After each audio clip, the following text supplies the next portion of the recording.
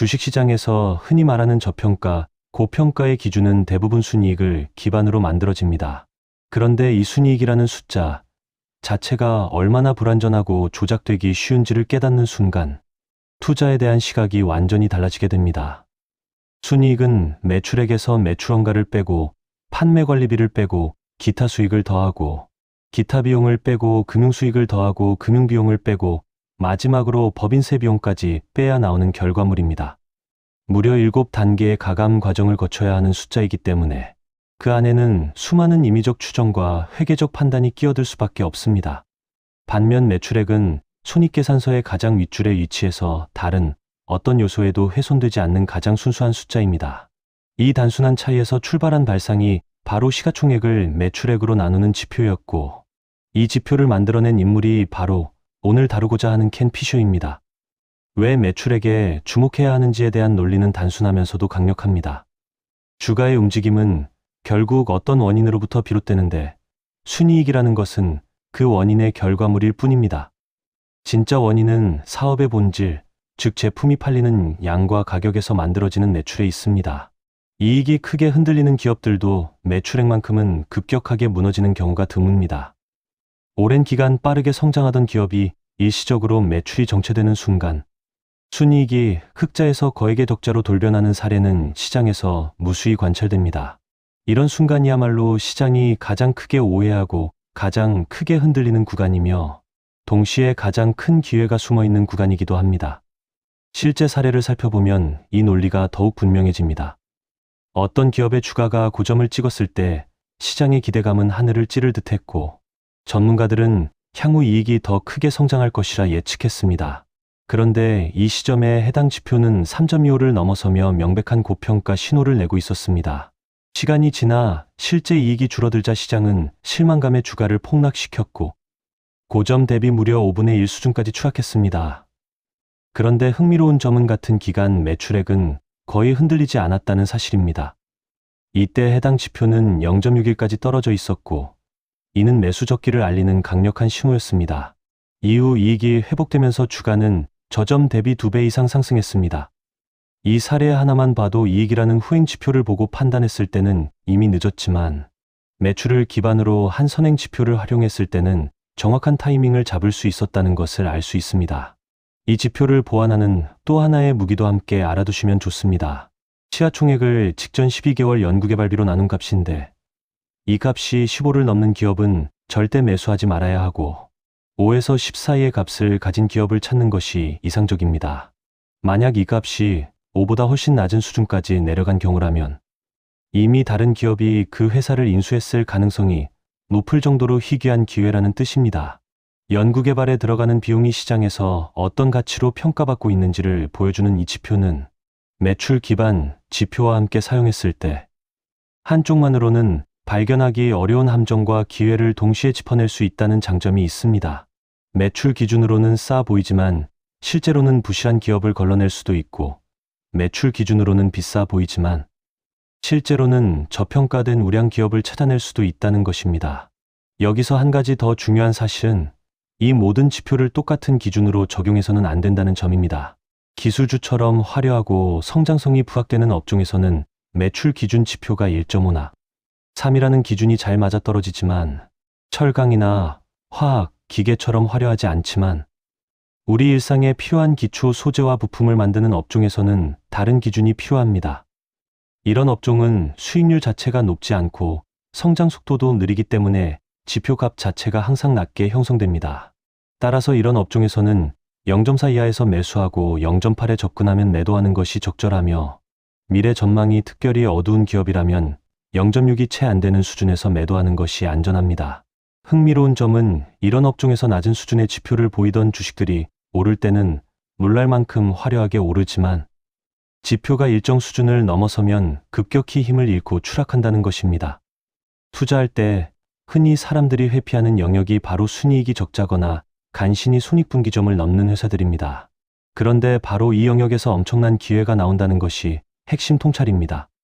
적자가 발생하고 있다고 해서 그 회사가 끔찍한 기업이라는 의미는 아닙니다. 대부분의 경우 단지 따분할 뿐인 회사들이며 초기 수익률이 낮거나 일시적으로 손실을 보고 있을 뿐입니다. 사람들이 쓰레기 주식이라 부르며 무시하는 종목들 가운데서 매출 기준 지표가 영전영사 수준까지 떨어진 사례들이 실제로 존재했고, 이런 종목이 저점에서 무려 15배 넘게 상승한 경우도 있었습니다. 5년이라는 기간 동안 5배가 오른다면 연복리 수익률은 115%에 달하게 됩니다. 이런 수익률이 비현실적으로 들릴 수도 있지만 실제로 매출 기준 지표가 극단적으로 낮았던 여러 사례에서 3년에서 4년 사이에 20배에서 40배까지 성장한 기업들이 다수 확인되었고, 이들 기업의 연평균 수익률은 100%를 훌쩍 넘는 경우가 많았습니다.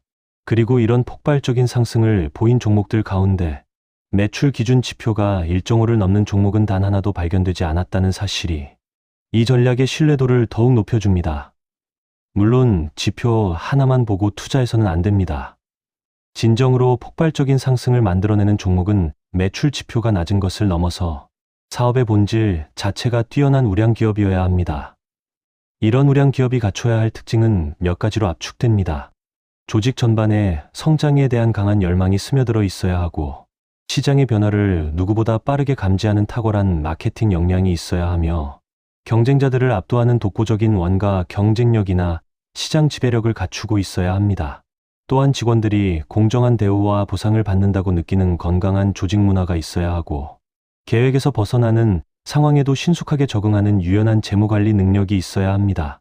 이런 특징을 가진 기업의 매출에서 매출원가를 뺀 매출 총이익률이 높다는 것은 그 기업이 경쟁 우위를 확실히 갖추고 있다는 강력한 신호이며, 이런 지표를 함께 살펴보면 단순히 숫자 하나에 의존하는 것보다 훨씬 정교한 분석이 가능해집니다.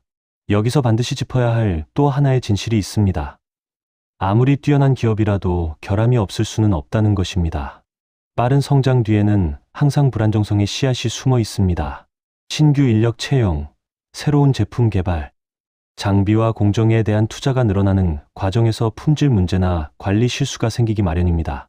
이런 결함이 처음 드러나는 신호는 주물량이 정체되는 것에서 시작합니다. 경영진은 외부와의 접촉을 줄이고 내부적으로 정밀한 조사에 들어가며, 이 과정에서 관리자들이 교체되고 구조조정이 단행됩니다. 이때 시장에서는 이미 비관적인 시선이 팽배해서 주가는 고점 대비 30에서 50%까지 추락한 상태입니다. 하지만 회사는 서서히 회복 단계로 진입하고 신제품 도입이나 기존 제품의 주물량 증가라는 형태로 회복의 첫 신호가 나타납니다. 문제는 이때조차 시장의 비관론에 빠진 전문가들은 회복의 신호를 무시한다는 점입니다. 자신의 이전 판단이 틀렸다는 것을 인정하기 싫은 인간의 본성 때문에 경영진을 무능하다고 계속 폄훼하는 것입니다. 그러나 실제로 회사는 진전을 보이고 있으며, 몇 달이 지난 매출이 빠르게 증가하기 시작하면 처음에는 느리게 이익이 늘어나다가 점차 수익률이 의미 있는 수준을 넘어서게 됩니다. 사업의 회복세가 명확히 드러나지 않은 시점에도 주가는 저점에서 순식간에 2배로 뛰어오르는 경우가 많은데, 이는 시장의 비관론이 지나치게 극단적으로 치우쳤던 만큼 그 되돌림 역시 강력하게 나타나기 때문입니다. 이런 결함과 회복의 사이클을 이해하고 나면 투자자들이 가장 빠지기 쉬운 함정도 자연스럽게 보이게 됩니다. 주가가 오르면 자신이 똑똑해서 낮은 가격에 매수한 덕이라고 자만하고, 주가가 내려가면 자신의 잘못을 인정하기보다 외부 환경을 탓하는 것이 인간의 본성입니다. 이 본성을 거꾸로 활용하는 것이 핵심입니다. 시장 전체가 어떤 기업을 비난하고 외면할 때 그 비난이 일시적인 결함에서 나온 것인지, 아니면 정말로 구조적인 몰락인지를 객관적으로 가려내는 안목을 길러야 합니다. 그저 그런 평범한 기업과 진짜 챔피언급 기업을 구분하는 것, 그리고 경영진의 일시적인 실수를 너그럽게 받아들이면서도 본질적인 경쟁력을 냉정하게 평가하는 것이 투자에서 성공과 실패를 가르는 가장 중요한 지점입니다. 지표를 확인하는 방법도 알아두면 실전에서 큰 도움이 됩니다. 증권 정보 사이트에서 원하는 종목을 검색한 뒤 종목 분석 메뉴에서 투자 지표를 찾아 들어가면 해당 지표 값을 확인할 수 있습니다. 다만 이런 사이트에 표시되는 값은 보통 연말 기준으로 산출되기 때문에 현재 시점의 정확한 값을 알기는 어렵습니다. 좀 더 정밀하게 계산하고 싶다면 상장 주식수에 현재 주가를 곱해서 시가총액을 구하고, 가장 최근 발표된 분기별 매출액을 합산해서 직전 12개월 매출액을 산출한 뒤 이 두 숫자를 나누어 주면 됩니다. 순이익이 특정 분기에 일시적으로 크게 튀어오른 경우라면 그 숫자를 그대로 반영하지 말고 전후 분기의 평균치로 보정해서 계산하는 것이 더 합리적인 판단을 내리는데 도움이 됩니다. 연구개발비를 기반으로 한 보조 지표를 계산하고 싶다면 공식적으로 공시된 사업보고서나 분기보고서에서 연구개발비 항목을 따로 찾아내어 시가총액과 비교하면 됩니다. 너무 정밀하게 계산하려고 애쓸 필요는 없습니다. 이 모든 지표는 정확한 미세 조정을 위한 도구가 아니라 대략적인 밸류에이션을 빠르게 가늠하기 위한 도구이기 때문에 대략적인 값을 구해서 앞서 말한 기준선들과 비교하는 것만으로도 충분합니다. 이런 지표를 활용해서 실제 매수 전 판단을 내릴 때는 한 장의 메모로 모든 정보를 정리하는 습관을 들이는 것이 좋습니다. 총 발행 주식수와 현재 주가로 시가총액을 계산하고 직전 12개월 매출액으로 매출 기준 지표를 산출해서 기준선을 넘는지 확인하고 연구개발비로 보조 지표까지 계산해서 역시 기준선과 비교하는 과정을 거칩니다. 그 다음 향후 매출 성장률에 대한 개략적인 전망을 세우고 몇 년 후 예상되는 순이익률을 추정해서 그 시점의 밸류에이션 수준을 미리 그려보는 것입니다. 이렇게 하면 단순히 직관에 의존하는 투자가 아니라 명확한 논리적 근거를 가진 투자 판단을 내릴 수 있게 됩니다. 처음에는 이 과정이 복잡하고 낯설게 느껴질 수 있지만 반복해서 적용하다 보면 점점 기업을 분석하는 안목이 늘어나고 동시에 투자 수익률도 함께 개선되는 것을 경험하게 될 것입니다. 결국 이 모든 전략의 핵심은 단순합니다. 시장이 모두가 외면하는 곳에서 진정한 기회를 찾아내고 시장이 모두가 열광하는 곳에서 위험을 감지해내는 것입니다. 누구나 알고 있는 확실한 정보는 대개 이미 가격에 반영되어 더 이상 수익을 줄 수 없는 정보입니다. 진짜 기회는 아무도 주목하지 않는 곳, 매출은 견고하지만 일시적인 이익 부진 때문에 시장에서 외면당하고 있는 곳에 숨어 있습니다.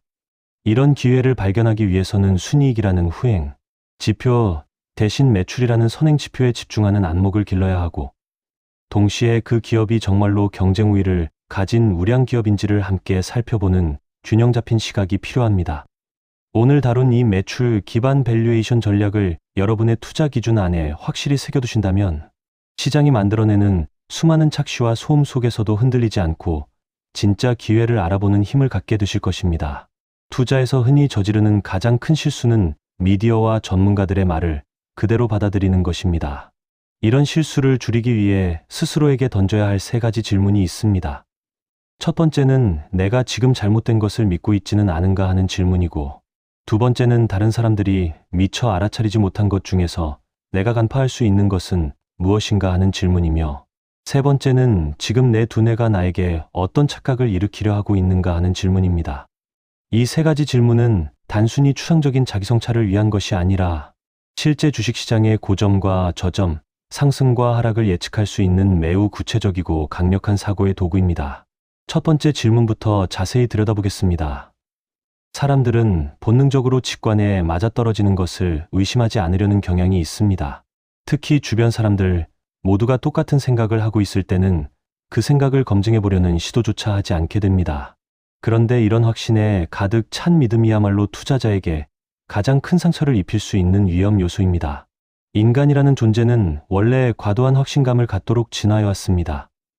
원시시대의 인류가 거대한 맹수와 맞서 싸우기 위해서는 합리적인 자기성찰보다는 강한 확신이 필요했을 것입니다.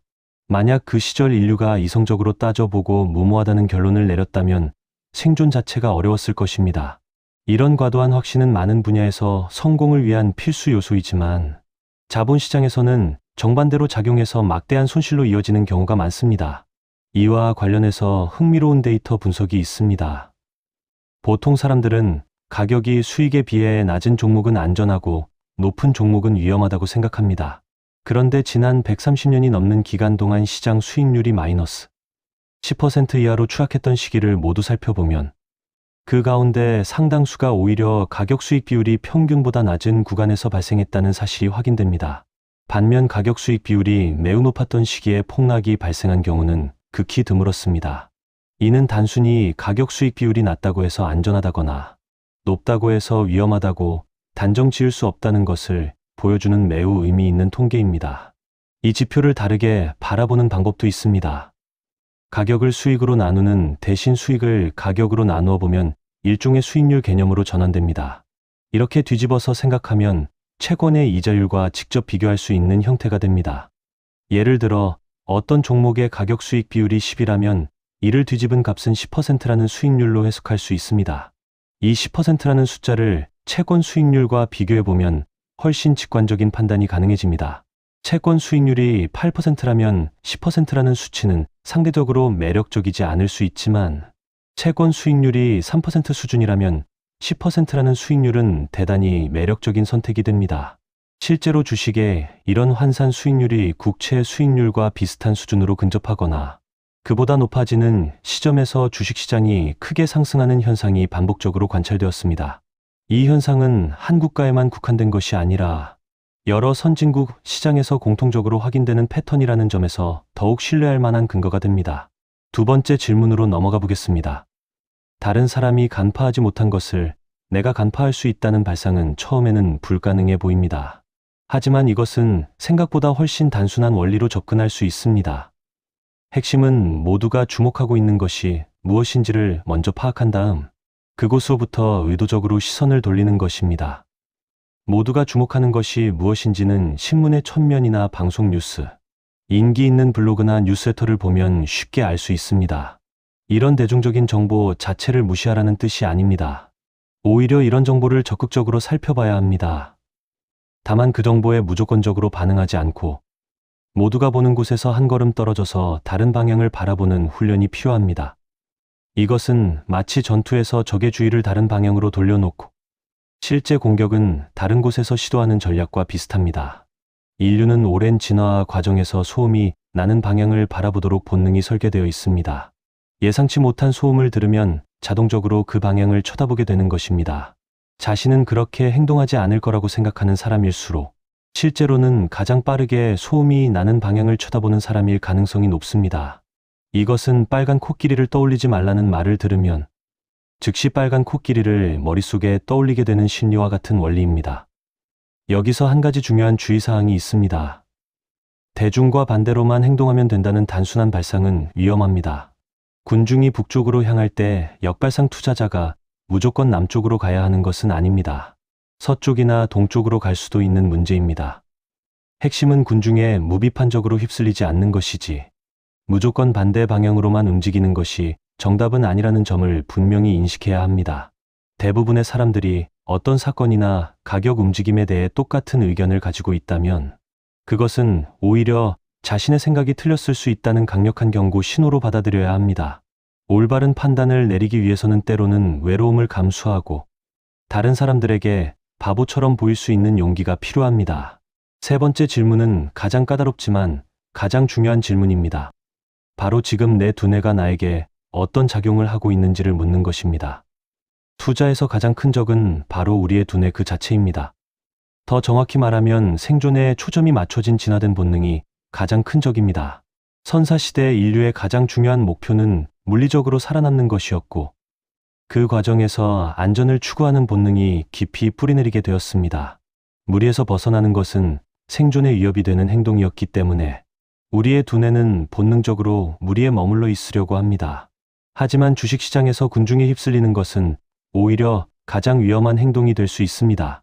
이런 본능적 함정에서 벗어나기 위해서는 어떤 투자 결정을 내리기 전에 반드시 멈춰서 스스로에게 질문을 던지는 습관이 필요합니다.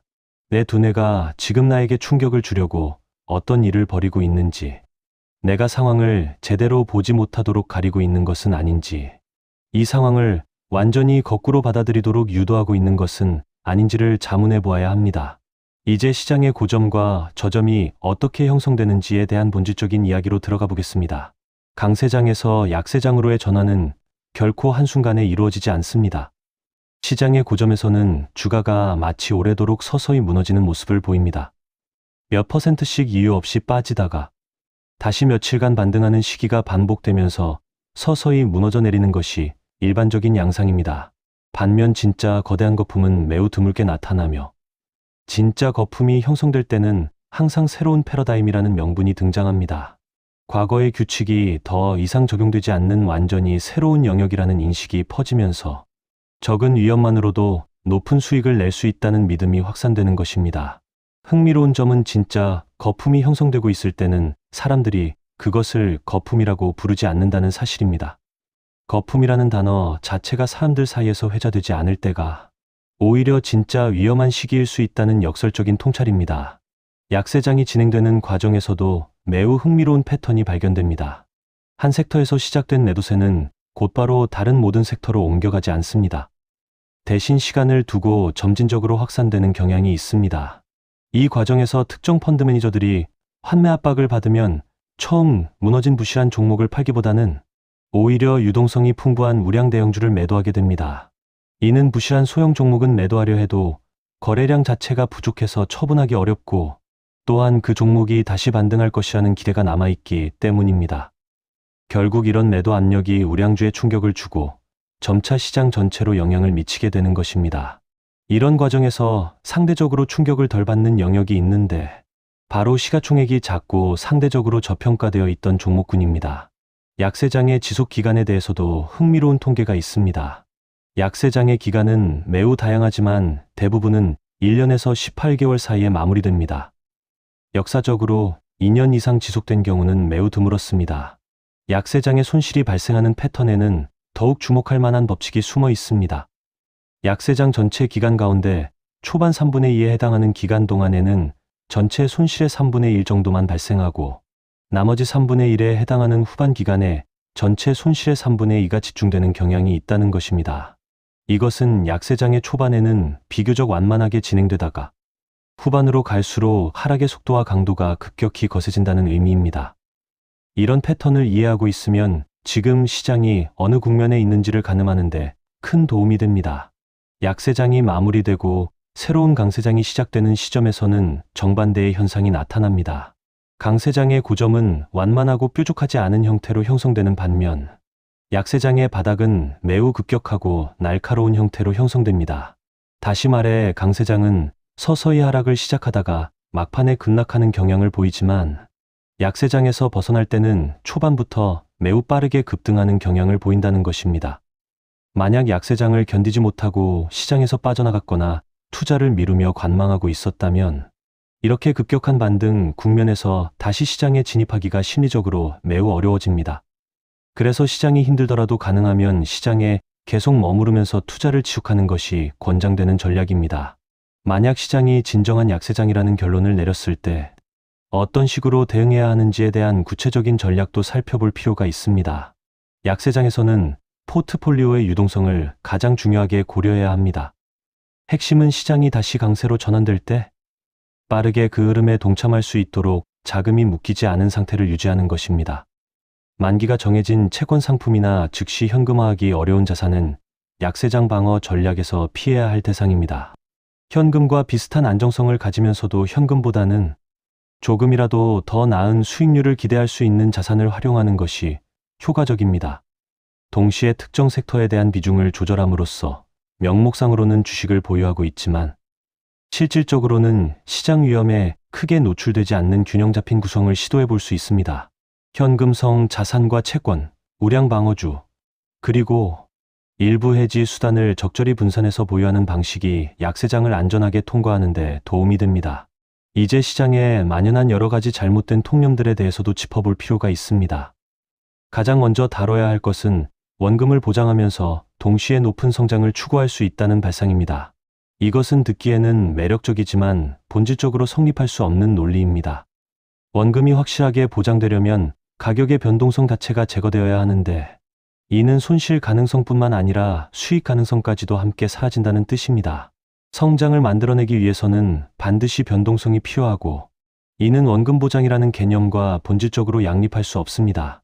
누군가 원금과 수익을 동시에 보장한다고 말한다면 그것은 의도와 무관하게 사실이 아닌 이야기를 하고 있는 것입니다. 지나치게 안정적이고 일관된 고수익을 자랑하는 투자처도 경계해야 할 대상입니다. 투자라는 것은 본질적으로 변동성을 동반하기 때문에 수익이 날 때도 있고 나지 않을 때도 있는 것이 자연스러운 모습입니다. 그런데 항상 안정적인 고수익을 거두고 있다고 주장하는 경우가 있다면 그 주장 자체를 의심해 보아야 합니다. 이런 유형의 투자 사기를 판별하는 데 도움이 되는 몇 가지 신호가 있습니다.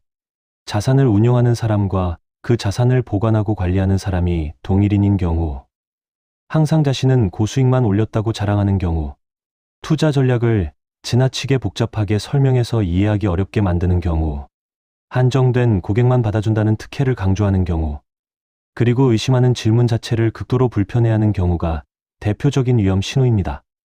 이런 신호 가운데 하나라도 발견된다면 신중하게 거리를 두는 것이 현명한 선택입니다. 뉴스를 대하는 자세에 대해서도 다시 생각해 볼 필요가 있습니다. 단순히 뉴스를 무시하라는 것이 아니라 뉴스를 다른 방식으로 활용하는 법을 익혀야 합니다. 뉴스는 사람들이 지금 무엇에 관심을 가지고 있는지를 보여주는 매우 유용한 정보원입니다. 투자에서 성공하려면 결국 다른 사람들이 모르는 것을 알아야 하는데, 이를 위한 가장 쉬운 방법은 먼저 다른 사람들의 관심사를 파악한 다음 그곳에서 시선을 돌리는 것입니다. 주가가 급등하는 종목에 모두가 관심을 가질 때, 오히려 거래량이 갑자기 늘어나는 다른 종목에 시선을 돌려보면 의외의 기회를 발견할 수 있습니다. 또한 미디어가 부정적인 뉴스를 많이 다루는 데에는 구조적인 이유가 있습니다. 대부분의 언론은 광고 수익에 의존하는 영리 기업이고, 독자의 시선을 사로잡기 위해서는 자극적이고 부정적인 내용이 효과적이기 때문입니다. 인류는 본능적으로 위험에 민감하게 반응하도록 만들어져 있어서 나쁜 소식이 더 잘 소비되는 경향이 있습니다. 따라서 뉴스에서 부정적인 내용이 압도적으로 많이 보인다고 느껴진다면 그것이 실제 세상의 모습이 아니라 미디어가 만들어낸 편향된 단면일 가능성을 항상 염두에 두어야 합니다. 확신이 설 때까지 기다리겠다는 생각 역시 흔하지만 위험한 통념입니다. 주식이 명확하게 안정적인 흐름을 보일 때까지 기다리겠다는 태도는 사실상 영원히 기다리는 것과 다를 바 없습니다. 주식은 끊임없이 변동하는 것이 정상적인 상태이며, 위험 즉 변동성이 없으면 높은 수익도 기대할 수 없습니다. 확실해질 때까지 기다리는 것은 이미 기회가 사라진 다음에 움직이겠다는 것과 같은 의미입니다. 불확실성 속에서 가능성을 발견하는 능력이야말로 투자에서 가장 중요한 역량입니다. 시장의 본질을 이해하는 데 있어 가장 강력한 비유 가운데 하나는 시장을 위대한 능멸자로 묘사하는 것입니다. 시장은 사람들에게 굴욕감을 안겨주고 조롱을 서슴지 않는 방식으로 작동합니다. 강세장의 정점에서는 그 흐름이 영원히 계속될 것처럼 느껴지게 만들어서 많은 사람들이 손실을 보게 만들고, 약세장이 오는 것처럼 위장해서 사람들이 손을 놓고 있는 사이에 갑자기 주가를 급등시킵니다. 강세장이 막 시작되었을 때 사람들은 그 사실을 좀처럼 믿지 못합니다. 모든 상황이 여전히 나쁜데 어떻게 강세장이 시작될 수 있냐고 의심하는 것입니다. 그런데 실제로 주가는 상황이 좋아질 때 급등하는 것이 아니라 모두가 예상했던 엄청난 위기가 실제로는 생각만큼 크지 않다는 것이 드러날 때 급등합니다. 즉, 공포감이 과도했던 것이 밝혀지는 순간 주가는 압축되어 있던 에너지를 한꺼번에 분출하듯 솟구치게 됩니다. 시장이 저점에서 반등하는 모양에 대해서도 매우 흥미로운 통계가 있습니다. 대부분의 저점 반등은 급격하게 빠르게 상승하는 형태로 나타나며, 완만하게 오랫동안 횡보하면서 천천히 회복되는 형태는 매우 드뭅니다. 저점 반등이 시작된 이후 첫 3개월간의 평균 수익률은 상당히 높은 수준을 기록했고, 첫 12개월간의 평균 수익률은 더욱 높은 수준이었습니다. 그런데도 사람들은 이런 급격한 반등 대신 길게 늘어지는 완만한 흐름을 기대하는 경향이 있습니다. 실제로 시장이 그렇게 길게 횡보한 사례는 역사적으로 매우 희귀합니다. 이런 패턴을 이해하고 있다면 시장이 큰 폭으로 하락한 직후에 전문가들이 향후 오랫동안 횡보할 것이라고 예측하는 분석을 접했을 때 그 예측이 통계적으로 흔한 사례가 아니라는 점을 떠올리며 좀 더 신중하게 판단할 수 있을 것입니다. 위대한 투자자들이 공통적으로 강조하는 시장 심리의 순환 단계도 함께 기억해둘 만합니다. 시장은 비관 속에서 태어나 회의 속에서 자라며 낙관 속에서 성숙하다가 행복 속에서 마무리된다는 표현이 있습니다. 지금 시장의 분위기를 비관이나 회의로 느끼고 있다면 그것은 오히려 상승의 초기 국면에 있을 가능성을 의미하고, 낙관이나 행복으로 가득 차 있다면 오히려 하락의 위험이 가까워지고 있다는 신호로 해석할 수 있습니다. 이런 심리적 단계를 객관적으로 짚어보는 습관을 들이면 시장의 소음에 휩쓸리지 않고 스스로의 판단 기준을 세우는 데 큰 도움이 됩니다. 마지막으로 강조하고 싶은 것은 자산 배분에 있어서도 단순한 공식에 의존하는 것이 위험할 수 있다는 점입니다. 흔히 알려진 나이를 기준으로 주식 비중을 정하는 방식은 매우 간편해 보이지만 이런 단순한 접근법이 사라지지 않는 이유는 단지 쉬워 보이기 때문입니다. 장기적인 재무 계획에 있어서 너무 쉽고 빠른 해법이 제시된다면 오히려 경계심을 가져야 합니다. 투자라는 것은 개인의 상황, 목표, 위험 감내 능력에 따라 다르게 설계되어야 하는데 지나치게 단순화된 공식은 이런 복잡성을 무시하고 있을 가능성이 높습니다. 결국 오늘 다룬 세 가지 질문과 시장, 심리의 본질을 이해하는 것은 단순히 지식을 쌓는 것을 넘어서 투자자로서의 사고방식 자체를 바꾸는 작업입니다.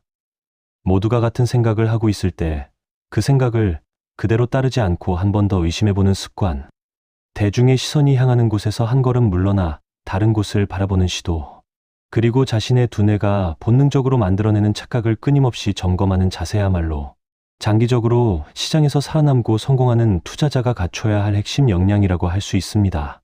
시장이 우리를 속이려 할 때마다 이 세 가지 질문을 떠올리신다면 분명 남들과는 다른 시선으로 시장을 바라볼 수 있게 되실 것입니다.